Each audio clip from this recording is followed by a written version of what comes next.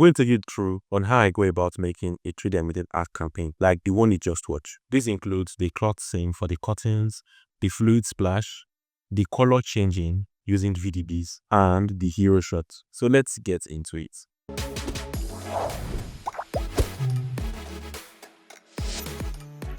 Step 1. Concept. There are 3 major questions I ask myself when working on this project. Number 1. Who is the consumer of this product?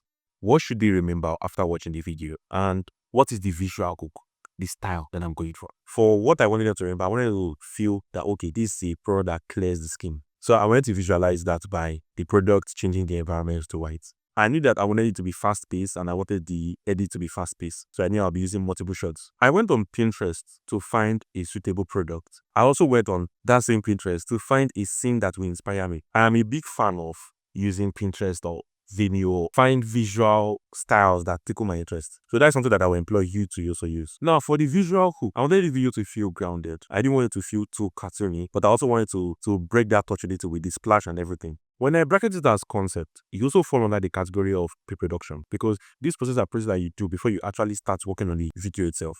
Alright, so from here now, we're now going to production. The project itself starts with the modeling aspects in Cinema 4D. I downloaded a concept product from Pinterest and I used that as my reference. So I took that into Cinema 4D and put the image on a plane, then traced the plane, then using the lathe to lathe it out. That helped to create the raw shape of the product. I worked on the texture using Photoshop. So from there, I put it all together and I have my product itself.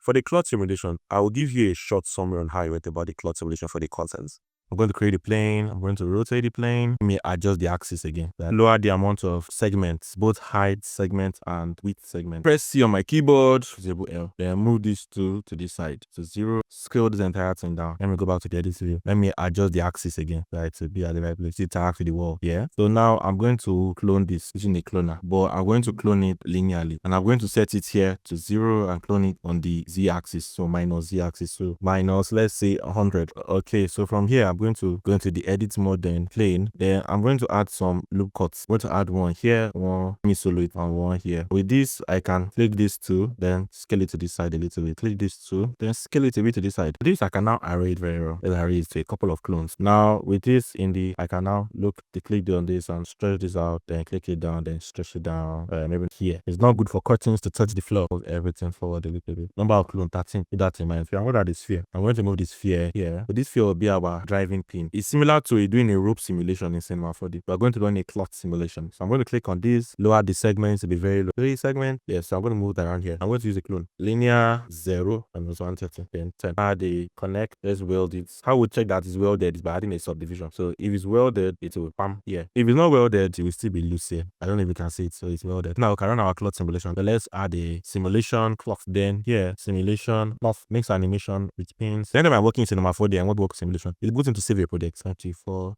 June. From here, I'm going to add a simulation connector. I'll go into the connector, then increase the set radius enough that it find this. Do live updates. So I set the set radius to 300. So when I play it, it will find this. Let's add a bit more looseness to it. The set radius is too much, so I'm going to reduce this into 200. Then the mouse connection to like 1. Yeah, I want it to droop. Add a simulate first. I'm going to add a wind. Right now, the wind, you don't see the direction of the wind. I'm going to rotate the wind by 180 degrees. I'm going to move it to this side. Maybe I'll put the link in the description below on a video that explains the process of something like this thoroughly. Okay, 3 is the animation side of it. In the scene, for the animation, first began by setting up my cameras. I knew I wanted it to begin with a telephoto but from far away to establish the scene. The animation of the product is actually very straightforward. Just a few keyframes of the product itself, lifted from the table, going up into the air. To do the changing camera effect, I used Stage in Cinema 4D. Stage allows me to adding a camera, then I add the keyframe, then go to different points, add a different camera, they add the frame, and it automatically cycles between the cameras. It's a very good way to go about it. After I was done with the animation, for the fluid simulation, I made use of BFlow fluid engine. Right now, you'll probably think I'm an ambassador for them, but for the fluid, I made it very straight. I created a collision pot where I filled it up with fluid. So I use a current demo. So when I wanted to trigger the crown animation, I know that okay, to be when the product touches the table, then the crown animation will take effect. So it will shoot the crown. The next step has to do with the color morphing. I used a very simple trick for this. What I did was, for each model, I duplicated the model. Then I used cloth surface to thicken them. Added it as a child to volume builder. This turned the mesh into a volume. Added the bowling operation, a driver. So that is a cube with a displace modifier under it. Make it give it a wave effect. So now the wave effect has a bowling a subtract bowling operation with the cloth surface, that is the table or the curtain with the cloth surface modifier on it. So I animated the cube to move from left to right. This gave it the appearance of new textures coming on top of it. Then I made it into a mesh using volume mesher. Then I added the materials to it. And that was our next step: materials, lighting, and shading. For this entire project, I made use of theory red IG. So now for the materials, I made them very straightforward.